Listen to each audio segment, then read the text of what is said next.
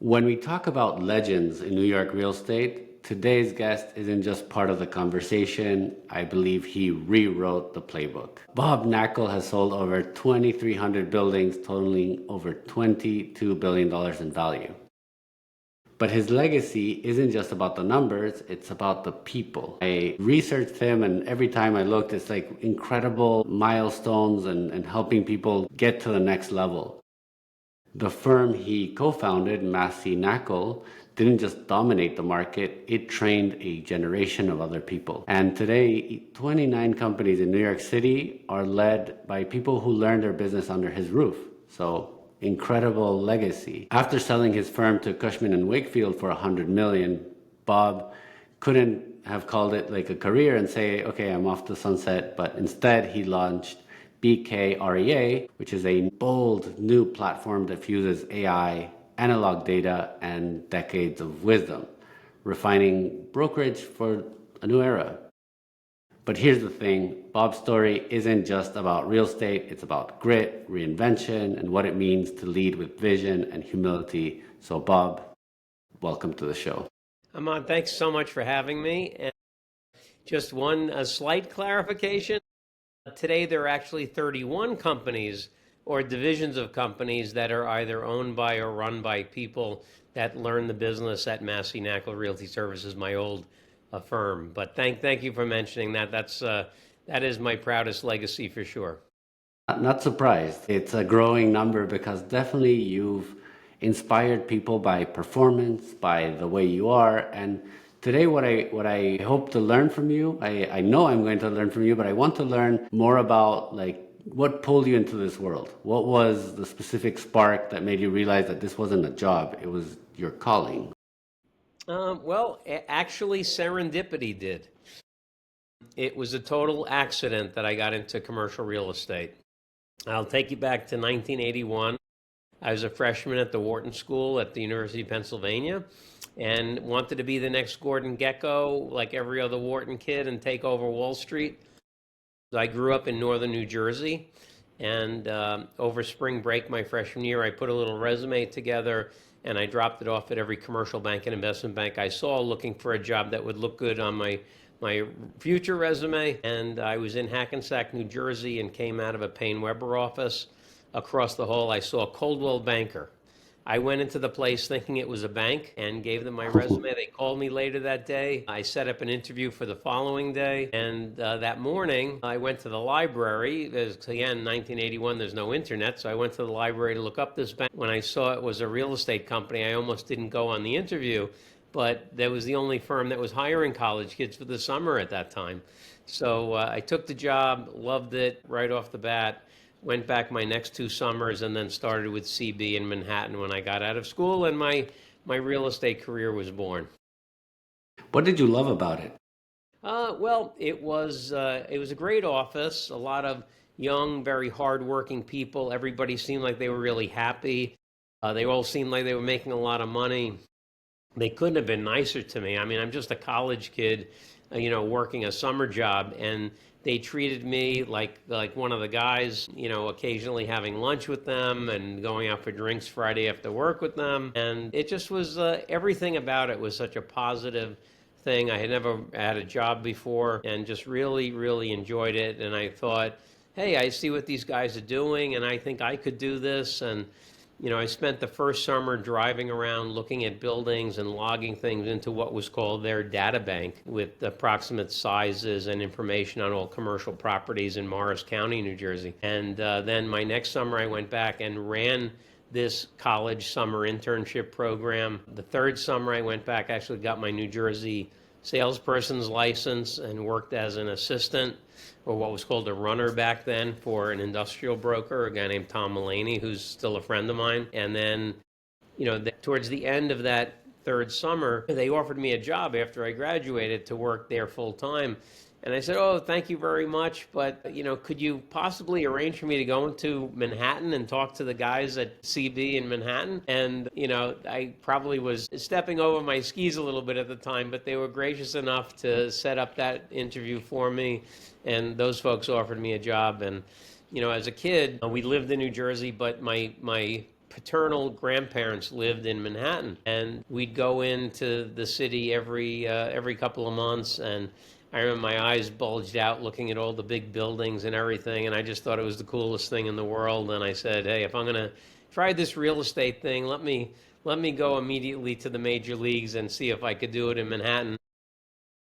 It just I was very lucky that it worked out the way it did. I'm going to defer the word lucky. What does it take to sell over 2,000 buildings? Well, a longevity for one. That's why I see all this gray hair. But I think it was having a focus and the discipline to stay focused and to realize something. And I'll start with kind of the epilogue. And I will tell you that what I see, there's three main characteristics that I see in the people who do really, really well in real estate. Number one is they are an expert at something. They pick a very narrow band of the market. There's a million different things you can do in real estate. They pick a very narrow slice of the market that is small enough that they can know every single thing about it, but big enough that you can make a good living doing it. Number two, they really love it. They have passion for it. You have to love it because no matter how good you are, the business always has been, is, and always will be cyclical. And you have to, if you love it enough, you'll have the stick-to-itiveness to stick around during the tough times, to be there for the good times that will inevitably follow. And then the third characteristic is being able to use discipline very well. And I say use discipline as opposed to have discipline. We all have access to the same exact amount of discipline. We all choose to use it differently. But I think, looking at my career, I picked a very narrow band of the market. I only sell buildings. I only represent sellers. I only work on exclusives. I only sell buildings in New York. That's been the same exact value proposition since 1984. And so I absolutely love the business. I tell people that not only is it my job, it's my hobby. So my life is relatively simple.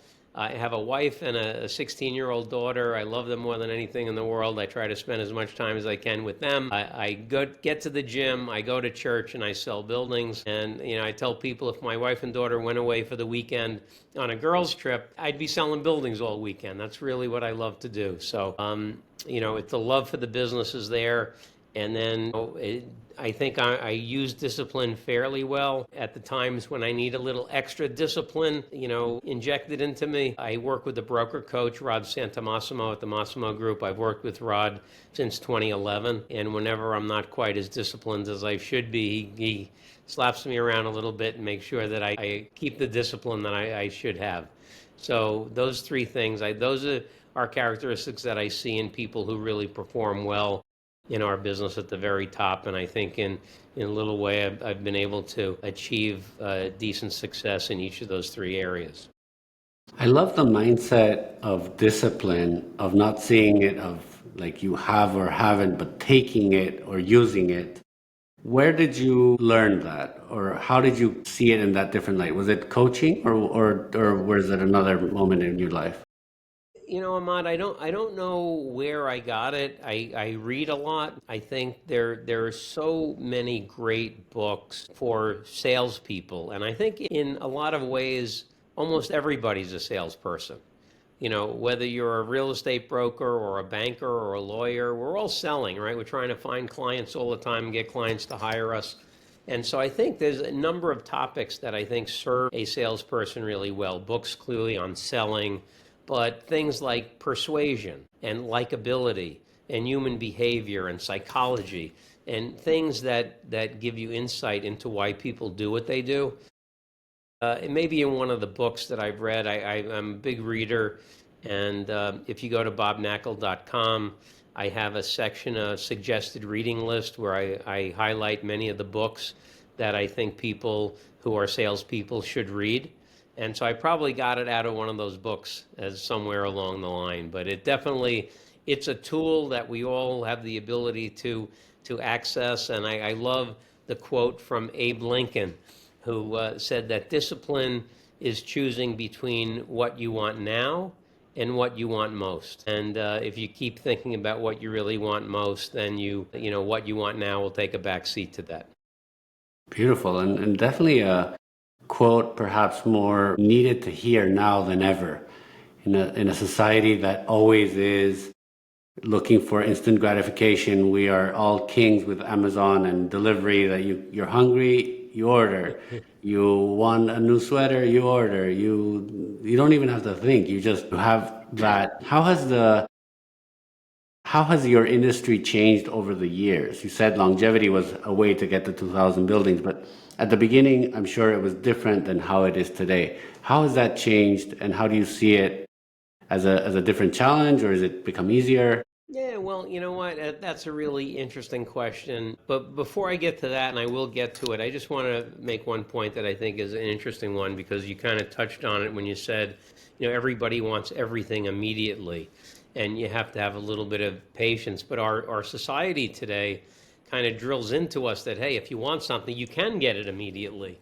But it's not that way in business, and it's not that way in most parts of life. We have a saying in the office. We say you got to pound the rock, got to pound the rock, pound the rock. And pounding the rock is the stonecutter's creed. So the analogy is the stonecutter comes into the office, comes to a shop in the morning, sits in front of a big piece of stone, and takes the mallet out and whacks the thing and whacks it and whacks it. And, 99 blows on the rock, nothing's happened.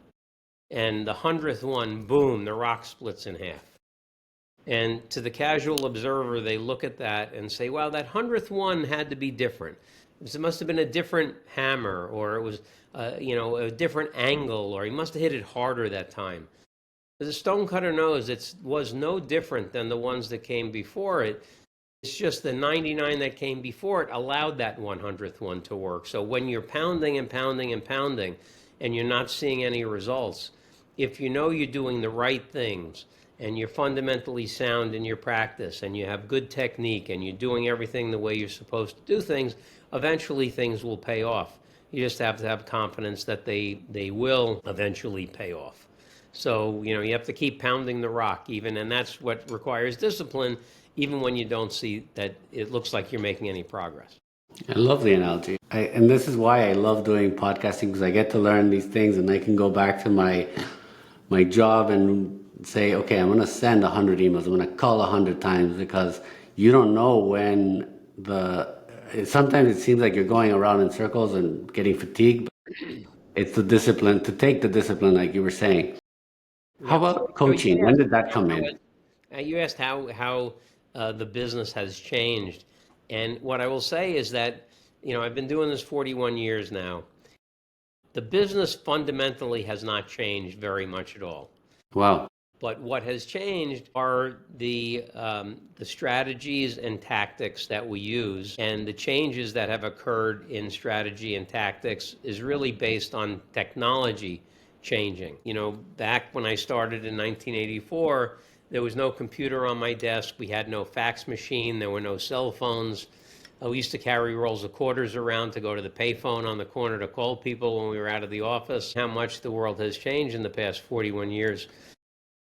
But I think the world is even going to change to a greater extent with AI. AI is evolving so rapidly that, we'll use a new AI tool that just came out 2 months ago, and we say, this is the greatest thing we've ever seen. And then, 2 months later, something bigger, bolder, broader, more powerful comes out, and the old thing's a dinosaur, and the old thing's only 2 months old. So the rate of change within technology is really, really remarkable. And I think that's going to change the way we do things. And that being said, I don't think that AI is going to replace anybody, but I do think that people using AI will replace people who don't use AI. I think you have to incorporate it into what you're doing on a daily basis, or risk being left behind. Great distinction. I want to understand, you said not a lot has changed except the technology bit. What hasn't changed? Well, the fact that you have to get somebody who wants to sell their building to hire you, and then you have to go out and find a buyer and then negotiate the deal. I mean, that's been the same exact thing for 41 years. I love it. It's so simple, and yet people make it so complex, Well, right? Ahmad, it's very funny you say that. I always tell people real estate brokerage is a very simple business. It's just very, very hard. Exactly. And that's where I was going. It was like people complicate it, but it's actually very simple. Are you, after all these years, do you have a deal that got away or perhaps broke your heart? Do you get attached to the deal personally and then you still think about like I should have closed that deal? All the time. I will tell you that I don't even remember what I had for breakfast this morning, but ask me about a deal from 1986. I could probably give you very, very minute details about that deal, only because we live and die with these deals. Every aspect of them, they're all so important to you. So you definitely live and die with them. And I try not to dwell on them. The losses do upset me much more. The losses make me feel much worse than the wins make me feel good. And I think that's a function of my competitiveness. But I am a big believer in the abundance mentality. There are two kinds of mentalities you can have as a salesperson. You could have the zero sum game mentality where a win for you is a loss for me, so I don't want you to win. Or you could say, I have the abundance mentality. There's enough to go around for everybody. You won, good for you. I'm going to go get my win now. And I think that people who have the abundance mentality generally have much happier lives. They're better people. They have more friends, and it's just a better way to go about things. But I will tell you that from the ones that got away from the losses, those are the learning opportunities. And every time I lose a deal, don't get hired, I always wait a couple of weeks. And then I call up the client and I say, hey, you went with the other company on this one. Would you mind sharing it with me? What could I have done different? What could I have done better? Why did you go with the other guys? And I've learned more from those moments than I have from any success. You get hired to sell a building, you sell it, you make a commission, it's a great success, everybody's happy. You learn zero probably. But from your losses, if you really dig into why, and I used to call people right away, like the next day, and they think you're upset and they're a little defensive and they may not be as straightforward with you. But if you wait a couple of weeks and then call them, their guard is down, they're more likely to really give you an honest answer as to why you didn't get the business. And that's the way we get better. You get better by focusing on things that you could do differently. It's interesting what people come up with. I think that this is such an important insight to ask for feedback in a cool and collected manner because you're right. If it was the day after, they would have thought maybe you're defensive and yeah, they provokes like, oh, this guy just, wants to get the business. But really by asking 2 weeks later, you get the real thing and probably they will hire you the next time because they're like, they really wanted to learn. What were some of those lessons, maybe one that kind of stood out to you that you were completely blind to, that you thought, wow, they really One gave time me I insight? didn't get hired, and I really wanted the business, and client said to me, Bob, you just didn't seem that excited about it. You didn't seem like you really, really wanted it. And I was like, oh my gosh. Well, then, I didn't clearly convey how much I wanted that business. So since then, and that was probably 25 years ago, every time I meet with a client, I tell them how excited I am and how much I want to work for them and how, I have to show that enthusiasm. And I even had a client one time. We sold a big development site on West 35th Street for a client over in Hudson Yards. It was a big deal. It was a $110 million deal. And he wrote, and I asked clients to write testimonials for me. It's always better when other people say good things about you than when you say good things about yourself. And in the testimonial, he wrote, Bob, I loved how you were so excited about helping me out. That's why I hired you, because you were so enthusiastic. And, that was music to my ears after losing a deal because I wasn't excited enough. I love it. Could you, going back in time a little bit, I want you to help me understand more about servant leadership. This philosophy, where did it come from? Was it instinct? Was it someone that molded that for you? Or how did it come about? It was definitely intentional, and definitely, one of the things I really loved about my old partner Paul Massey, he was very, very much into reading books, also, and learning and trying to not only um, live the salesman life or salesperson life, but to study it, to read books on persuasion. We read so many different books on different things, and we share what books we liked with each other. And we read about servant leadership in a book. Robert Greenleaf came up with this management style, and it was something that we really dug into because there were times, Paul and I were almost always the first ones in the office. And there were mornings we'd be sitting there. We always sat next to each other. We'd be sitting there and we'd say, hey, what happens if nobody shows up today? And we realized that in a service business, your employees are your biggest assets. And so we're like, how do we create the best culture, the best environment we possibly can? And it was very clear through Greenleaf's servant leadership approach that making your folks feel like you really care about them, making them feel like you appreciate and understand their contribution to the company, which actually is very interesting. Every study that's ever been done on job satisfaction, most people think, oh, it's got to be how much money you make. Money is almost never at the top of the list of factors that create job satisfaction. The number one thing most of the time is feeling as if what you're doing is contributing to the overall health of the company and that you're being recognized for your contribution for that. With that in mind, what we did, several things that we implemented from the servant leadership mentality. And, it's so funny. So many people talk about servant leadership, but very few actually really implement it. And it includes, number one, investing in training. Investing in training does a couple of things. It helps your folks do a better job, but it also demonstrates to them that you care about them and you want them to do well. We always said, we want you to do better than your best today. And that is very uplifting for people. And by having a rigorous initial training that folks had to go through before they were even allowed to get on the phone and talk to a potential client, to continuing training, which was a weekly training session we had. And we'd either have that led by one of our senior people or by Paul or I, or we'd have outside speakers come in and talk. We had Bob Cialdini, who's the head of the psych department at the University of Arizona, who's probably the leading authority in the country on persuasion, come in and talk to our people. Tom Donaldson from the Wharton School came in and did a session on business ethics. Bill Urey, the Harvard professor, came in and gave us a dissertation on his book, The Power of a Positive No. And when you do things like this, people say, wow, these guys really care about me. And so that was one part of it. Another part of it was building up the self-esteem of the people that we worked with. And that was really critically important. And that went from our top salespeople down to the receptionists and the people who worked in the mailroom.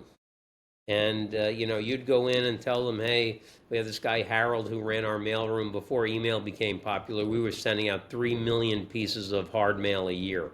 Wow. And we did bulk mailings. And, Harold took such pride in doing what he did. He'd, put all the same zip codes in piles, and he'd rubber band them together, and he'd package them up so that, the post office gave us a break on our postage because he had everything organized so well. And we'd say, Harold, I got to tell you, you're doing such an unbelievable job down here. We notice everything you're doing. You're doing a great job. Keep up the great work. For the next 3 months, that guy was walking on air. He was so happy that we recognized him. And we did that with people up and down the line. Everyone in the company, we made them aware that we saw and appreciated what they were doing. And with that kind of motivation and positive feedback, I really think, I don't know many other companies that, in one market have had 31 spin-offs, so to speak. And I really think it's because we put people in a position where they ended up that they did do better than their best. They did grow. They did take pride in what they did. They did really want to master their craft. They really benefited from the training that we had.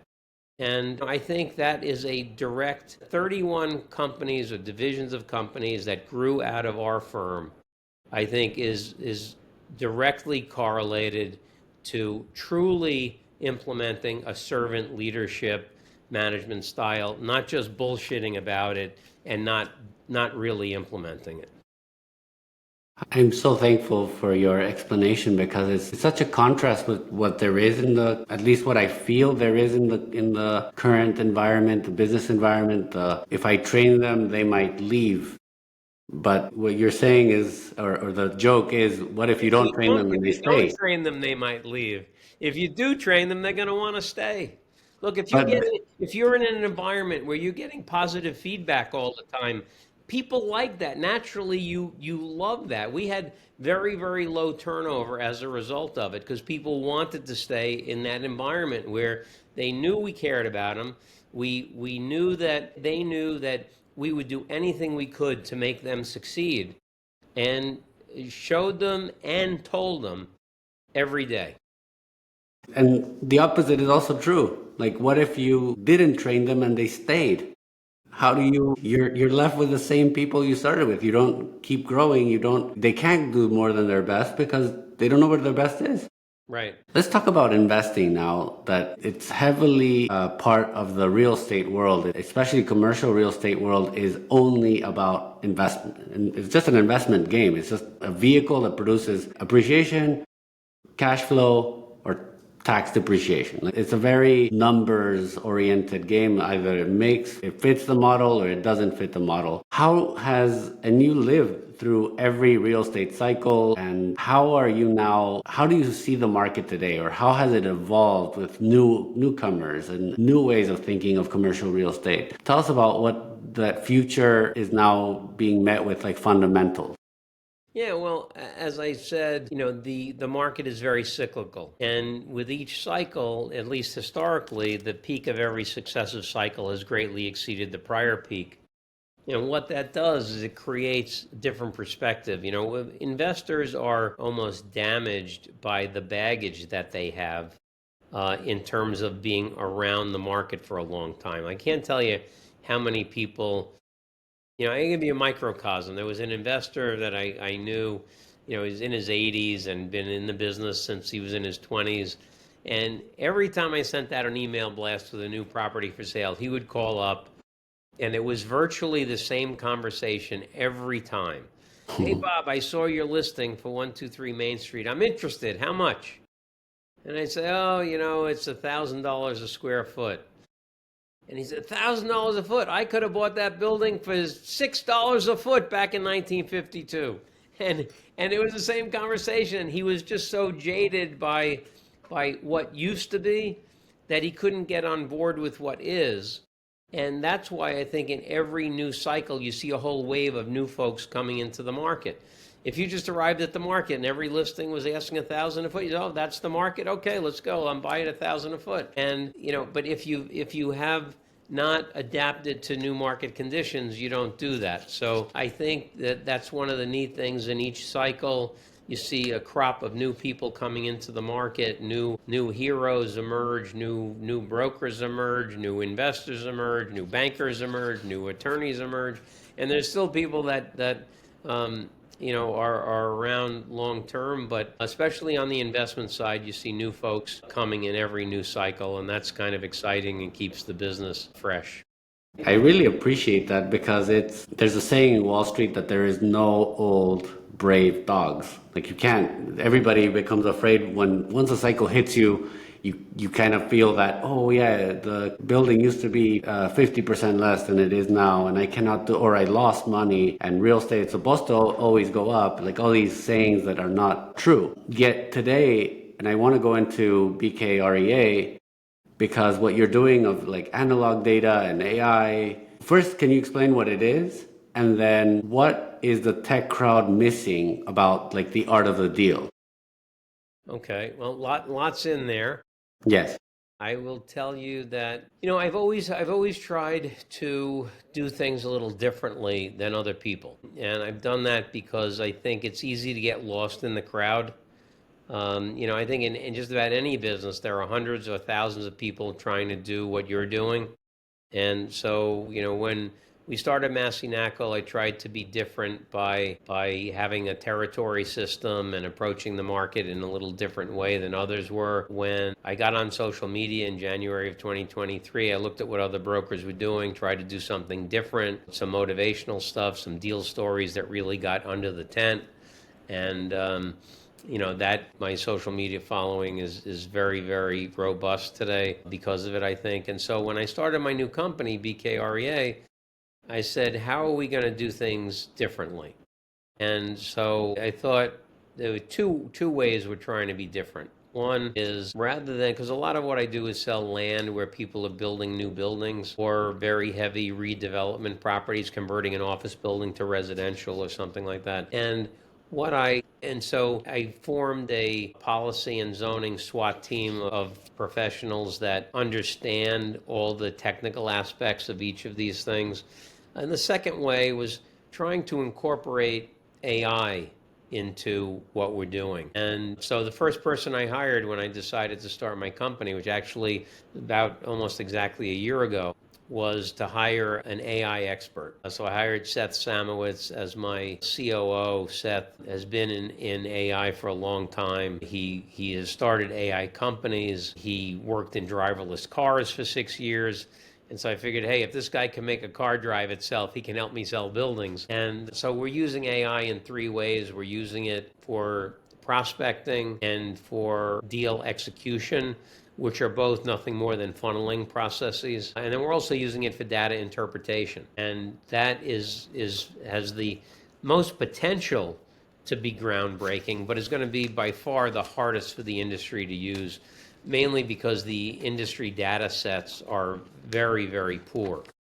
You have to have data that is collected consistently, analyzed using the same methodology, and very, very rarely do you ever see anything that is done consistently over the long term. So that will really make utilizing AI as a diagnostic tool very, very challenging. Fortunately, we have data sets that have used the same methodology for 40 years. And so we're applying AI models to those data sets and coming up with some really interesting predictive things. And that's what everybody knows what happened in the past. Everybody wants to know what's going to happen in the future. And I'm not suggesting that I can predict the future, but I think I can give pretty good probability about what might happen.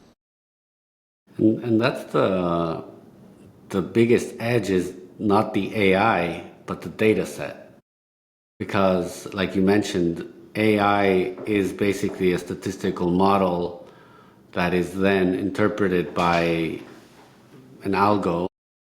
But if your data is not consistent, and that's what's the hardest part about investing into this space, is it's very hard to compare apples to apples and oranges to oranges, and underwriting becomes so important, but it's really the eye of the underwriter. It's not really like, you can't replace that person that quickly, and it'll be harder for the decision maker to make a decision based on different types of data. And you can't.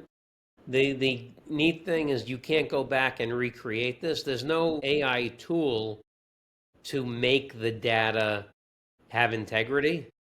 The data has to be verified. And, my data set for land sales, for instance, I've spoken to the buyers and sellers of over 2,400 transactions to refine my data set.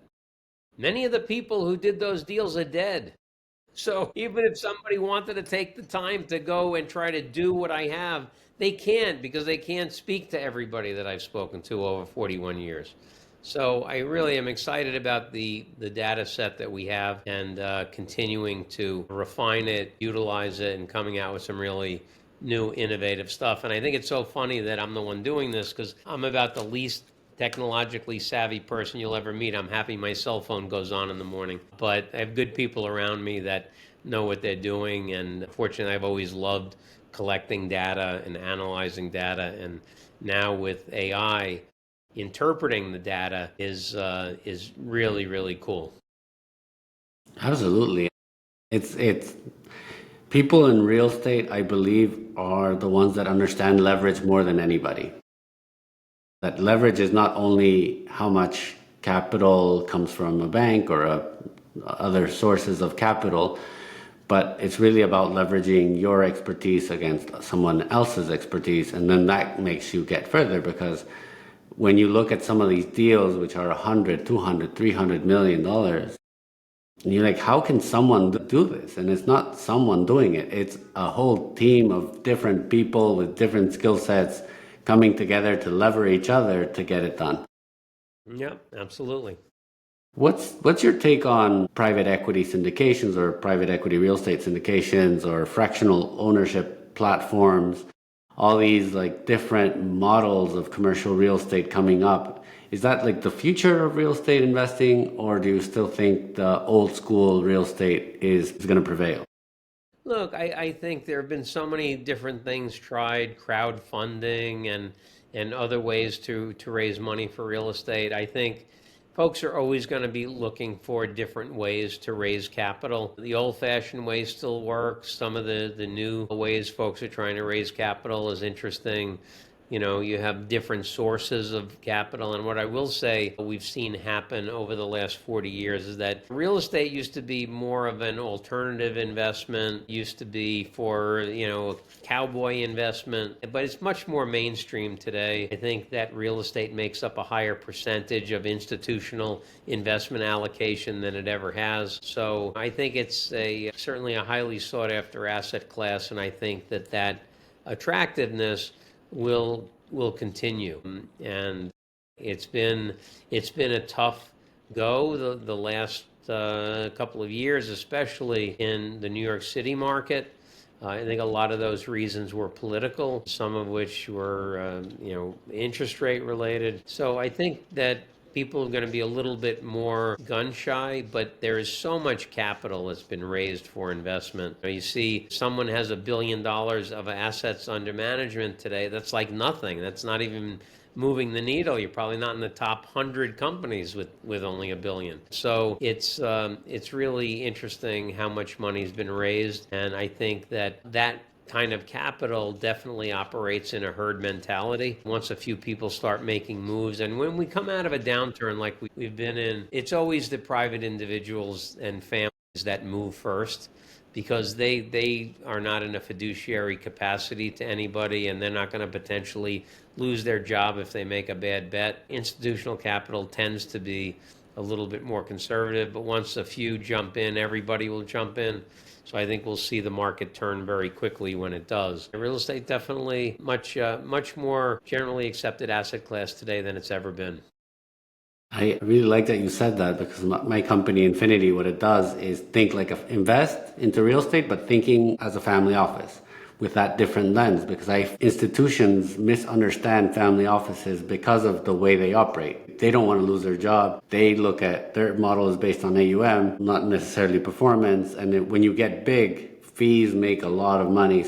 Why even roll the dice? Whereas family offices usually try to be a little bit more entrepreneurial or think outside the box, which is, I think, where my company has differentiated themselves. Is there something from the old school real estate world that was actually lost as the industry became more digital? Yeah, the speed with which, this is really counterintuitive but very true. The speed with which deals get done. You would think technology would make the speed of transactions much quicker. It has not happened, and in fact, it slowed things down. Used to be back in the old days, as a broker, you're negotiating a deal and you have some main business points. You talk about the price, the contract deposit, the closing period, the contingencies, if any. And in the old days, it used to be, okay, we agree on those things. Go over to the attorney's office tomorrow with your attorney and let's get the contract signed. And guys would sit there. You'd go over 10 o'clock in the morning, and sometimes you were done by 6 or 7 o'clock. Sometimes you were there till 1 in the morning. But you walked out and you had a signed contract. Today, we'll draft it, we'll get it over to you. It's emailed a week later, then weeks go by as it bounces back and forth over email, and it's painfully slow. So that's something that I miss from the old days, is the speed with which deals got done. Definitely a misconception. You would have expected technology to make things faster, but the fact that now we have a computer between everybody, you can't elbow them and be like, let's do it now. Let's get this done. What do you need to check the building? Let's walk over. Now it's like, do you have time next week at 3? And that's probably causing a delay. Like you said, let's zoom out for a minute, and because I believe when we just jumped on, I really felt I'm talking to a legend, someone that's built a legacy, incredible career. But it's clear that BKREA is just in the next chapter. It's like, starting again. What do you see ahead, not just for real estate, but for yourself? Well, look, one of the things that I say quite frequently is that I'm never going to retire. I just talk for a living. It's not like I'm doing manual labor or anything. I take care of myself physically, and as long as God blesses me with the ability to stay healthy and I can talk and I have my mind, I'm going to keep doing this for as long as I possibly can. So, I found, as you mentioned at the top of the show, I sold my business in 2014, spent 3.5 years at Cushman & Wakefield, which is the firm that bought us, then 6 years at JLL. Working at the big shops was not the best fit for me, so starting BKREA was great. I have a really fantastic group of young, smart, hardworking folks who are working with me, and I'm trying to make them into the superstars of tomorrow, and just enjoying what I'm doing. And it's exciting to see how the company is growing. I have some other things that I'm doing also that I'm professionally interested in. I just finished writing a book, Wow. Selling Buildings, which I wrote with my broker coach, Rod Santamassimo, which will be out in about 5 or 6 weeks. And doing things like that is very fulfilling, but still the thing that I enjoy the very most is making clients happy. Doing a good job for them, letting them know that I'm in their corner every step of the way, fighting for them. And when you close a transaction and the client is really, really happy with the job you did and gives you a pat on the back, that's the best feeling in the world. So I want to keep doing that as long as I possibly can. First of all, congratulations on your book. I will pre-order because I think I am a big reader. I love to learn. So having that book is going to be, and now having this conversation with you is going to be special for me. If BKREA becomes everything you envision, what do you hope people say about its culture? Yeah, well, same way I want to create a little mini Massey Knakal in terms of culture. At Massey Knakal, we had gotten up to about 250 people. I don't want to get to 250 people again. We have 15 today. I think 15 to 20 is about where I want to max out. But I want people to say, hey, BK was very generous with his time, helped me, believed in me, was a positive influence on my life, changed my quality of life. I think that in some ways the 31 folks that are running those businesses today will say that the MK experience was a very positive one on them, and that's very gratifying. But I want people to really learn the business, to, I think, carry themselves with pride that we're doing something that I don't think many people are doing with regard to the level of expertise that we have and the granular knowledge that we have of the land business in New York. So, it's like everybody wants to play for the Yankees, right? And so if folks feel like they're playing for the Yankees, then you've done a great thing. That wonderful. Bob, I want to thank you again for coming and sharing your knowledge and your experience. And I definitely look forward to reading your book, seeing where you go, and having just the openness to give us all this insight into the podcast. So thank you again for coming. Great, Ahmad. Thank you so much for having me on. And if anybody wants to reach out, my email address is bk@bkrea.com, or you can follow me on social media. I'm on all the major platforms, and happy to answer any questions that folks might have. But thank you so much for having me on your show today. With pleasure. I will link all your social media on the description, and obviously you're a super open person, so do reach out. I think that there's so much wisdom, and it's also exciting what you're building, so I think people will follow. Great. Thanks so much. Thank you again.